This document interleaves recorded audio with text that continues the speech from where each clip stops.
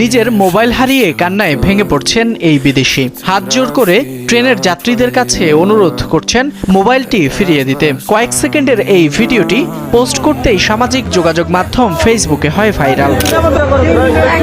ভিডিওটিতে দেখা যায় একটি রেলওয়ে স্টেশনে একজন বিদেশি হাঁটু গেড়ে বসে ট্রেনের ছাদে থাকা কিছু মানুষের কাছে অনুরোধ করছেন তার ছিনতাই হওয়া ফোনটি ফিরিয়ে দিতে। তার কান্নাজড়িত কণ্ঠের আকুতিতে বোঝা যাচ্ছিল মোবাইলে সংরক্ষিত তার ডকুমেন্টস বা জরুরি প্রয়োজনীয় কিছু।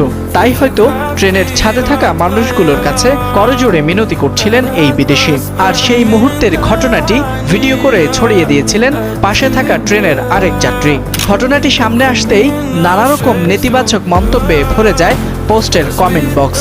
কেউ বলছেন বিদেশিদের সাথে এমন আচরণ মানা যায় না, কেউ বা বলছেন এমন হতে থাকলে মুখ ফিরিয়ে নেবেন দেশে আসা বিদেশি নাগরিকরা।